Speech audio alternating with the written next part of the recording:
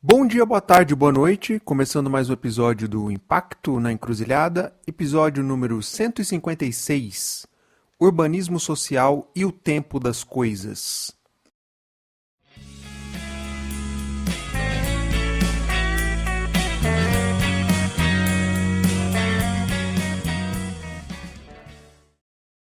Bom, e nesse episódio eu conversei com o meu xará, Fábio Moraes, empreendedor social da Favelar e especialista em impacto social no GSUAS. GSUAS é um negócio de impacto, uma GovTech, que trabalha com a área de assistência social. Bom, como o meu xará, ele mesmo diz, um jovem senhor natural de Mesquita, Baixada Fluminense, e vivendo em São Paulo, cursando o mestrado em urbanismo social na Universidade Federal do ABC. É claro que a gente falou sobre esse tema, né, urbanismo social. Afinal, por que esse termo social, né, na agenda do urbanismo? Bom, ele contou também do caso já bem conhecido de Medellín, né? Medellín é sempre um case de sucesso, vamos dizer assim, no campo da inovação social, mas na verdade a novidade que ele trouxe aqui é que Medellín se inspirou num projeto chamado Projeto Favela Bairro, que começou lá no final dos anos 80, começo dos anos 90, uma iniciativa no Rio. Estou colocando o link na descrição também para você saber mais.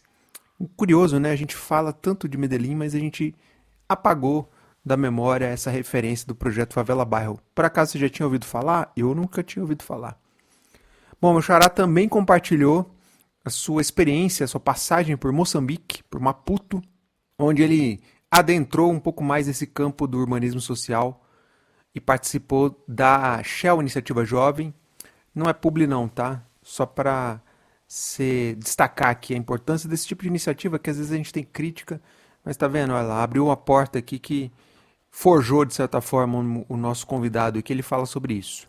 Pois bem, se você gosta do conteúdo que a gente produz aqui no Impacto na Encruzilhada, considere apoiar esse projeto.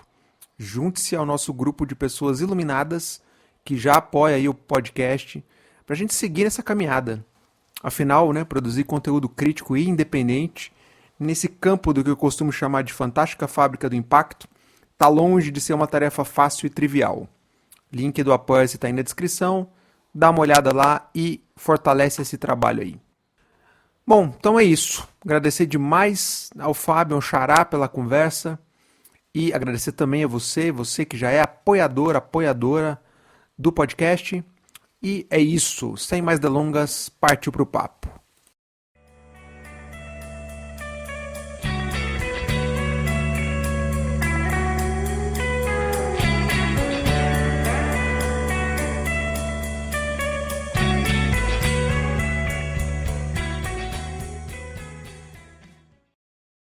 Grande xará, obrigado por você ter topado vir aqui trocar essa ideia com a gente. Para a gente começar, se apresenta. Quem que é o Fábio? Fala um pouquinho dos seus chapéus atuais. Seja bem-vindo. Bom, muito obrigado aí pelo convite, Xará. Eu sou Fábio Moraes, tenho 31 anos. Quando me apresento, eu gosto sempre de falar de onde eu venho. Eu venho de um município que é conhecido como a caçulinha da Baixada Fluminense, que é o município de Mesquita, na Baixada Fluminense do estado do Rio de Janeiro. Fui nascido e criado lá, né? E de formação, sou formado em gestão ambiental e engenharia civil, especialista em urbanismo social e mais recentemente agora novo mestrando aí de planejamento e gestão do território pela UFABC, na região do ABC em São Paulo. Bom, eu gosto de me considerar como um jovem senhor, né? Porque gosto de carnaval, sou inimigo do fim aí nos momentos de diversão, de festas e tudo mais, mas é difícil de me tirar de casa. Eu gosto de estar sempre lendo um livro, lendo um jornal, ouvindo alguma notícia ou assistindo um filme. Esse sou eu. Pô, que bacana. E chapéus atuais em termos institucionais, você faz um monte de corre, de trampo. Queria que você falasse um pouquinho, a gente depois entra mais fundo, mas só dá uma geral aí. Bom, tem, como você falou lá, eu tenho diversos chapéus, mas acaba sendo que tudo se converge ali com um propósito que é, de fato, reduzir as desigualdades, romper com o ciclo de pobreza nas periferias, e aí entendendo isso numa perspectiva sistêmica. Eu atualmente eu gosto de me considerar como uma liderança sistêmica que atua nessas diversas frentes, entendendo a complexidade do desafio, né, que é romper com a desigualdade, que é romper com o ciclo de pobreza, principalmente em territórios de favelas e periferias, que tem sido aí esse espaço social e geográfico de atuação que eu tenho. Sou empreendedor social da Favelar, que é um negócio social que democratiza serviços de engenharia, arquitetura e urbanismo social para a população de favelas e periferias. E também estou aí como especialista em impacto social do GESUAS, que é uma GovTech de gestão de inteligência de dados para a gestão dos municípios da assistência social. E no GESUAS eu atuo com a parte de monitoramento e avaliação de indicadores de resultados e impacto para entender qual é a atuação aí do sistema, dessa plataforma, e qual é a melhoria, a transformação, a mudança que está gerando aí nos municípios. A gente já vai explorar um pouquinho esses dois chapéus, né? Para você contar um pouco dos desafios e tal. Só mais antes, sua curiosidade, você está falando hoje de onde? Hoje eu estou falando de São Paulo, já moro em São Paulo já tem 2 anos, né? Moro aqui na região da Bela Vista, na região central de São Paulo. Já tem 2 anos aí que eu estou me aventurando pela selva de pedra. E aí, bate aquela saudade do Rio toda hora ou não? Bate, mas eu acabo brincando que eu estou sempre nessa ponte rodoviária, né? Entre Mesquita e Bela Vista. Então eu acabo fazendo essa ponte rodoviária aí, que ainda não é uma ponte aérea, mas constantemente estou visitando a família no Rio de Janeiro também. Muito bom, Xará. Bom, você começou na sua apresentação falando, eu sou mestrando na Federal do ABC, e eu queria te perguntar sobre isso, que é, você coloca a área de urbanismo social como uma frente de atuação, para a gente começar, por que que se colocou o social na frente da agenda de urbanismo? Para quem não é nesse tema, acho que é legal você trazer essa pincelada aqui. Essa eu acho que é uma pergunta que todo urbanista social ouve, né? O urbanismo já não, por natureza, já não é social, né? Que entende-se que o urbanismo, em sua origem, ele foi feito para transformar os espaços para as pessoas, né? Só que quando a gente começa a perceber esse histórico, né, de urbanização das cidades, para quais pessoas que a gente está falando? Majoritariamente, as cidades foram construídas para a manutenção de poder de pessoas brancas, de homens brancos, e que afastava ali as questões de gênero, principalmente das mulheres, das pessoas negras, indígenas. Então, acabou se construindo espaços aí de segregação, né? E o urbanismo ele vem para romper esse paradigma, né? Entendendo aí o urbanismo na sua origem, onde as pessoas são a tomada de decisão, né? Da construção da cidade, fazem parte da tomada de decisão, fazem parte do planejamento, integrando esses diversos setores. Acho que uma peça fundamental do urbanismo social é, de fato, a integração, a intersetorialidade, onde você tem que pensar nas pessoas, em sua complexidade, em sua diversidade, pensar na iniciativa pública, né, na gestão pública, mas também na iniciativa privada, na sociedade civil. E aí como é que você integra todas essas frentes para gerar essa transformação no território? E aí essa transformação ela não é só urbanística, ela não é só territorial, mas ela também é social a partir dessa mudança, a partir dessa transformação que acontece aí de maneira sistêmica. Curiosidade, o pessoal que é da área de urbanismo, entre aspas, tradicional, enxerga a área de urbanismo social de que forma? Tem pessoas que vão enxergar com bons olhos e tem pessoas que vão enxergar com maus olhos, né? Muito por conta dessa perspectiva de achar que o urbanismo por si só ele já é social. E aí vai ter pessoas que vai achar que não, precisamos de fato trazer ali o social no nome justamente para ter esse foco nas pessoas. E aí esse foco nas pessoas entendendo a sua diversidade, né? Que contemple pessoas negras, pessoas brancas, os indígenas, mulheres, pessoas LGBTQIAP+, os idosos, pessoas com deficiência, enfim, pensando na diversidade que nós temos aí como sociedade e como que o urbanismo ele consegue ser essa peça que concatena todas essas diversidades em ações aí territoriais e também sociais. Como que o Brasil tá nessa foto do urbanismo social nesse momento?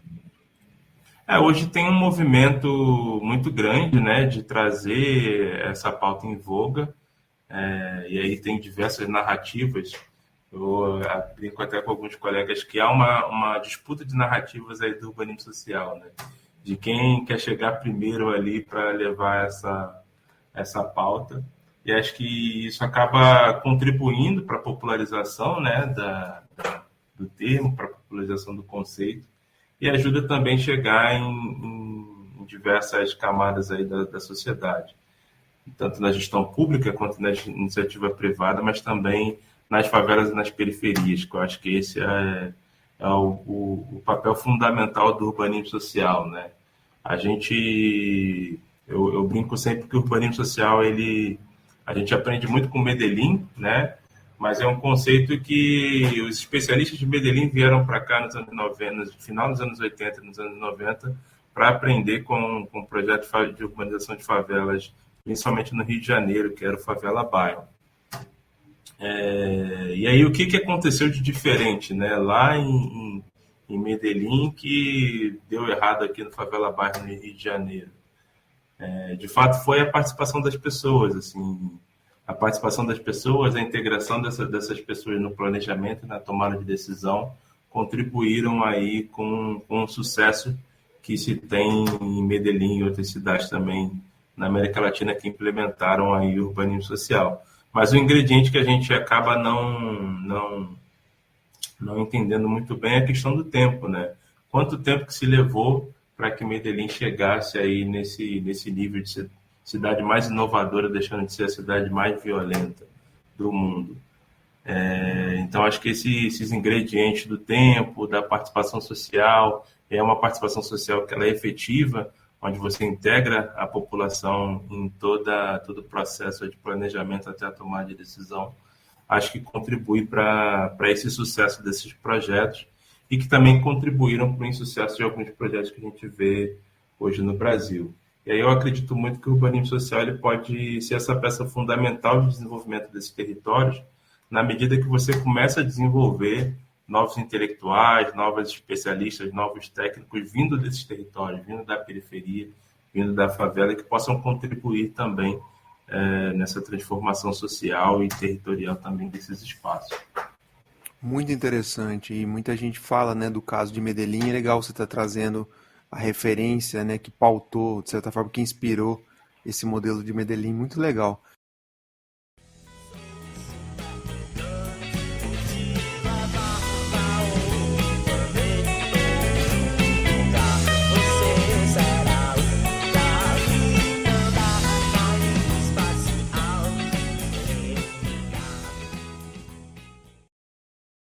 E, Fábio, no começo você falou, ó, eu sou empreendedor social do Favelar, da Favelar.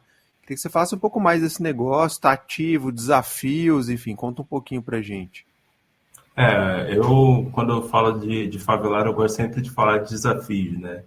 O desafio enquanto eu ser um empreendedor social, uma pessoa negra, periférica, estar empreendendo um negócio num contexto de favelas e periferias, num contexto de que é um território vulnerabilizado, mas também está empreendendo um negócio social que tem uma ligação com o setor da construção civil, né? E é um negócio que tem, como eu falei, tem essa ligação com o setor, mas que a gente não tem políticas públicas, a gente não tem regulamentação de negócio social.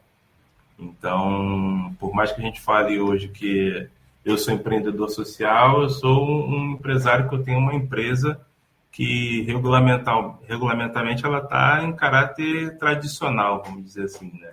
Eu pago mesmo os impostos que um empreiteiro vai pagar ali para executar um projeto ou uma obra, porque não tem essa regulamentação ainda aí de negócio social. Então, acho que esse acaba sendo aí um primeiro desafio. E aí eu acho que um segundo desafio que se tem também quando se está falando aí desses territórios que historicamente são marginalizados, são penalizados, né, por conta das desigualdades, por conta dos preconceitos que se tem, tanto da sua população quanto do território, quando a gente fala de favelas e periferias, isso acaba afastando também investimentos, né, tanto investimentos públicos, mas também investimento social privado aí para para que se esteja desenvolvendo projetos dentro desses territórios, principalmente quando a gente fala de Rio de Janeiro, que é um estado, é uma capital que é muito estigmatizada. Então, isso acaba trazendo também aí um desafio a mais, um ingrediente a mais nesse desafio aí, para que a gente consiga manter, de fato, esse negócio funcionando e prosperando também, que eu acho que esse acaba sendo o objetivo, né? Onde a gente consiga lucrar, para esse lucro ser reinvestido aí em ações de negócio e também estar promovendo esse impacto social. É a partir dessa compreensão, né, desses desafios, a gente acaba dando uma nova guinada aí na Favelar, entendendo essas complexidades e essa vontade também de manter o propósito aí do negócio, essa chama acesa. E aí, hoje a gente vem desenvolvendo alguns projetos e estudos.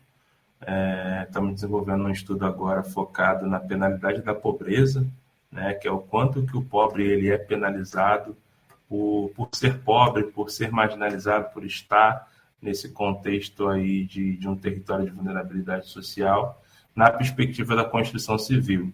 E aí a gente está comparando aí o quanto que se gasta para construir num território de favela e periferia, comparado a um território, entre aspas, aí, do asfalto, né? O quanto que um morador do Pavãozinho, na região ali de Ipanema, Copacabana, acaba pagando para se construir ou reformar, comparado a um morador que está morando ali na Avenida Atlântica ou na Vieira Soto. A gente tem desenvolvido esse estudo justamente para poder também levantar essa bandeira do mercado, da indústria, dos governos olharem também para as favelas como é que a gente consegue reduzir essas lacunas aí que acabam penalizando cada vez mais as pessoas mais pobres. Muito interessante. E para quem está ouvindo a gente, link na descrição para depois saber mais, enfim, entrar em contato com o Fábio para entender melhor um pouco, né, os meandros aí da Favelar, que a gente vai dar uma pincelada mais rápida. Lembrando que o nosso convidado tem 2 chapéus. A gente falou do primeiro, eu já vou entrar no segundo, mas antes, queria que você contasse um pouquinho da experiência que você teve em Moçambique. Você andou por lá, conta um pouquinho quanto tempo, o que você fez. Eu acho que é legal dividir também essa ponte com os nossos irmãos africanos aí.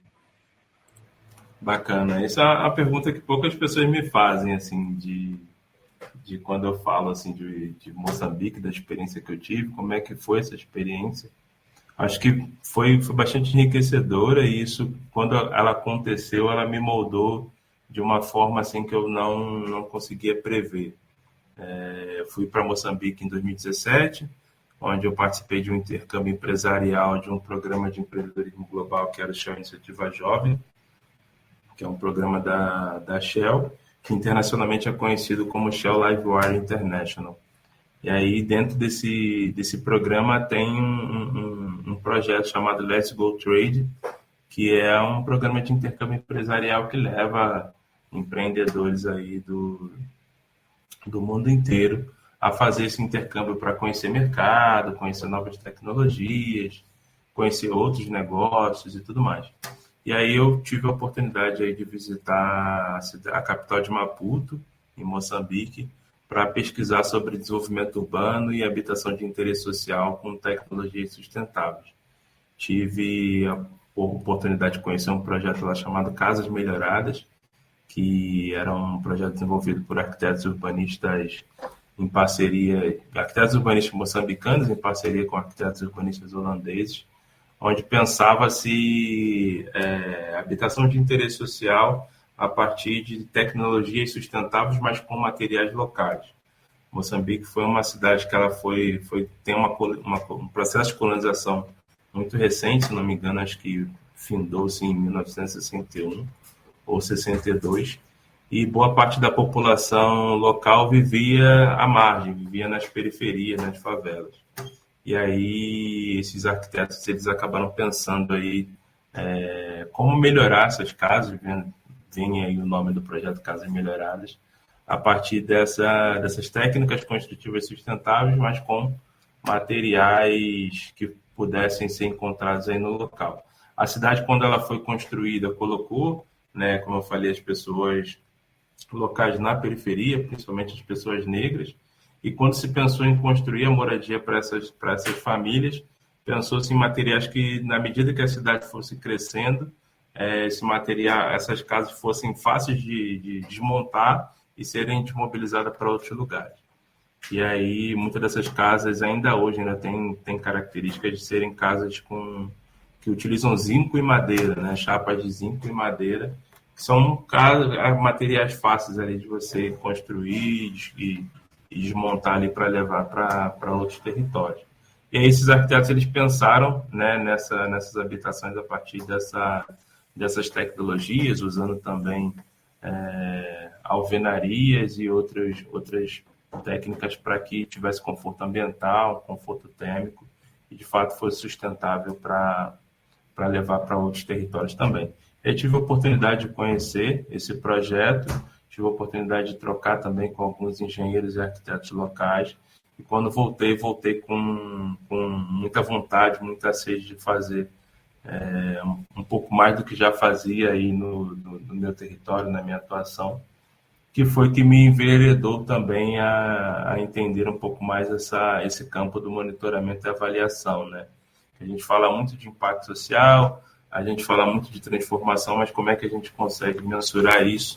E aí isso acabou também contribuindo para essa guinada de chave, para esse campo aí do monitoramento e avaliação.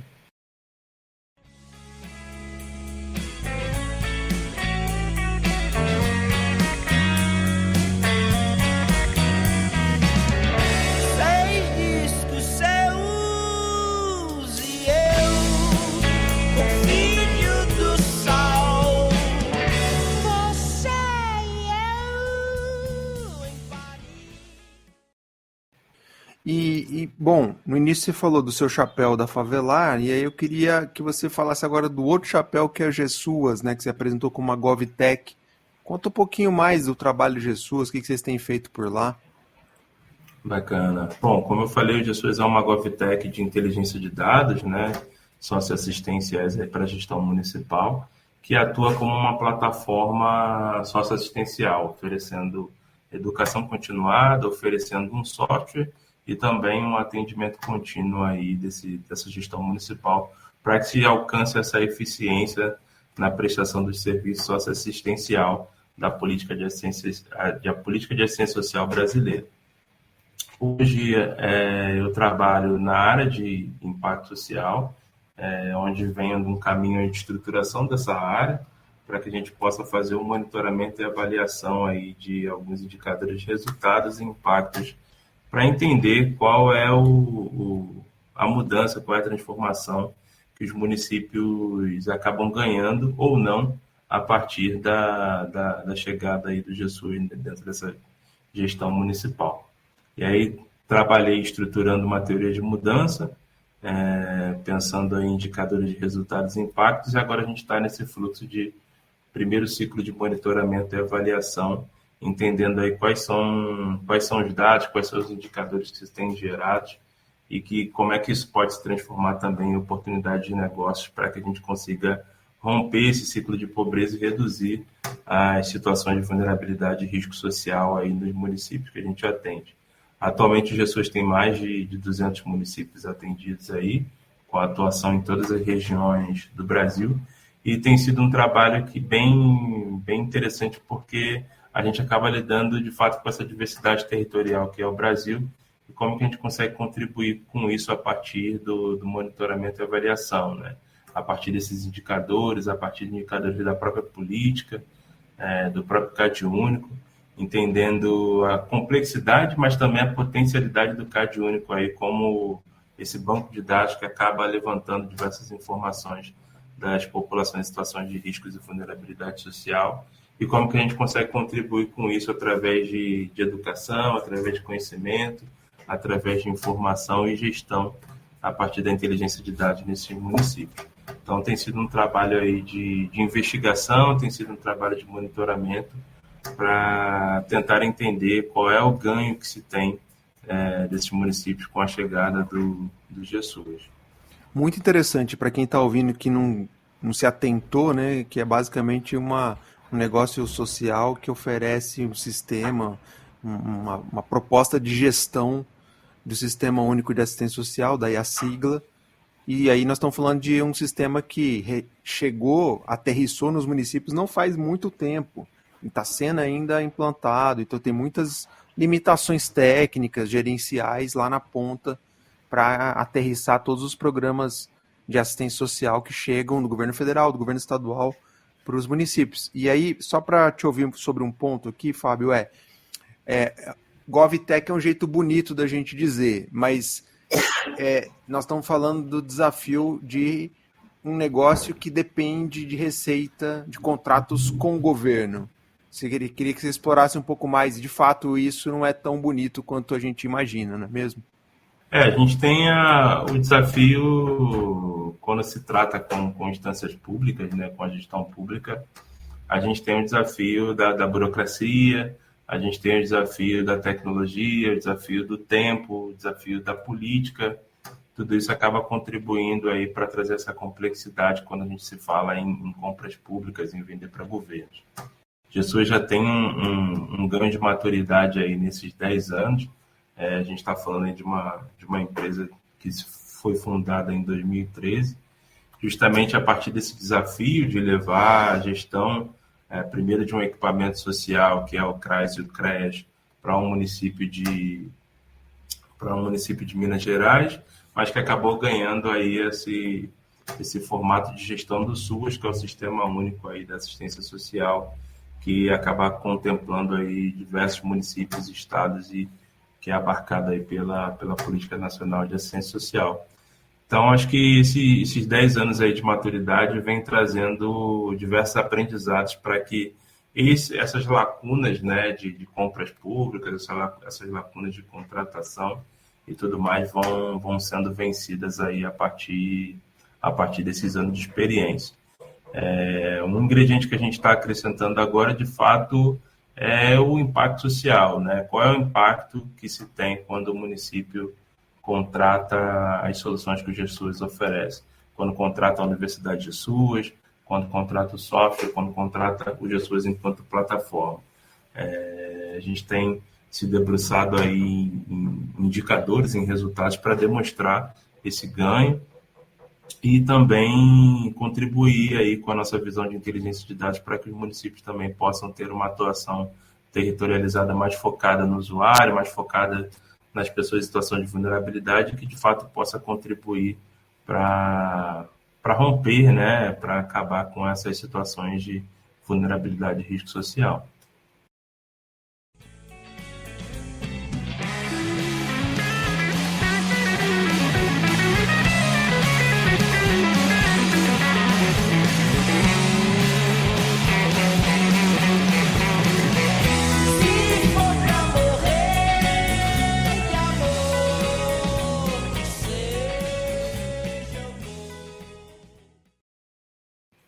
E Fábio, para a gente caminhar para o final aqui, cara, ser uma pessoa negra no mercado de trabalho vai muito além do que a gente vê lá e lê no LinkedIn, não é mesmo? Então eu queria que você desenhasse para nossa audiência que está escutando por que é muito diferente do que está lá.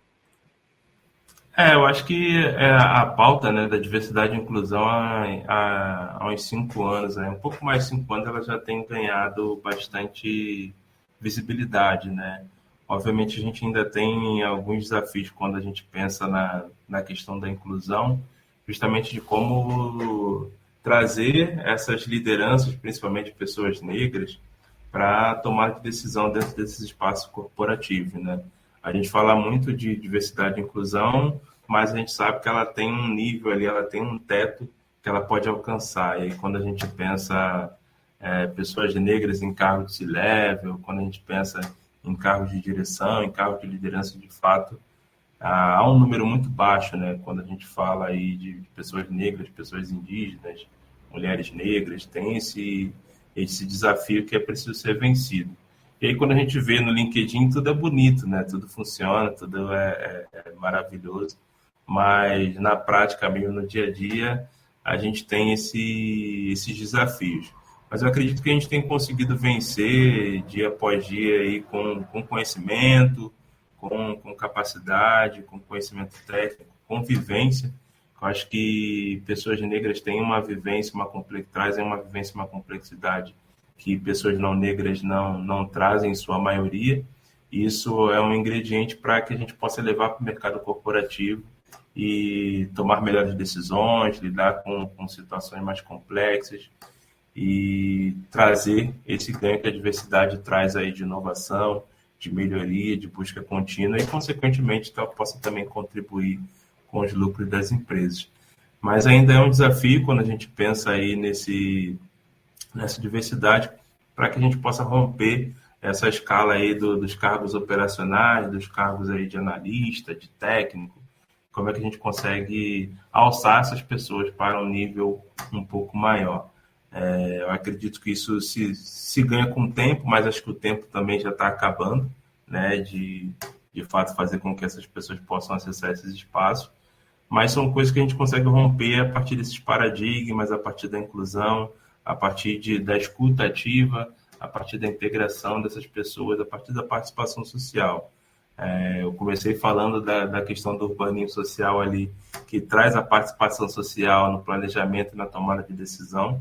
Eu acho que quando a gente pensa em diversidade e inclusão dentro do corporativo, a gente está pensando também nessa participação social. Como é que a gente integra toda essa diversidade na tomada de decisão e aí em diferentes níveis, né? Não só no nível operacional, mas também no estratégico.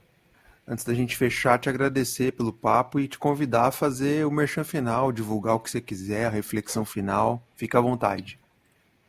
Eu gosto sempre de falar sobre o tempo, né? Quando a gente fala de impacto social, a gente fala de urbanismo social. Quando a gente está falando de um contexto de favelas e periferias, da transformação social como um todo, a gente está falando sobre o tempo, né? O tempo das coisas.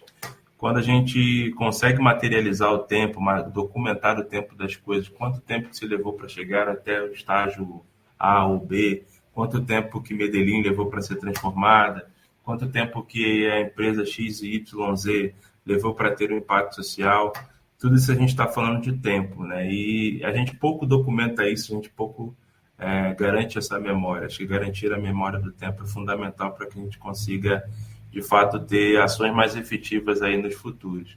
Então, um merchan final é de fato que a gente consiga documentar o tempo das coisas e ter esse tempo de maturidade para entender que cada coisa tem seu tempo e a gente precisa respeitá-los. Cara, muito legal, bela reflexão aí. Te agradecer demais, Xará. Gostei demais de trocar essa ideia contigo. Obrigadão, viu? Muito obrigado aí pelo convite mais uma vez, Xará. Grande abraço.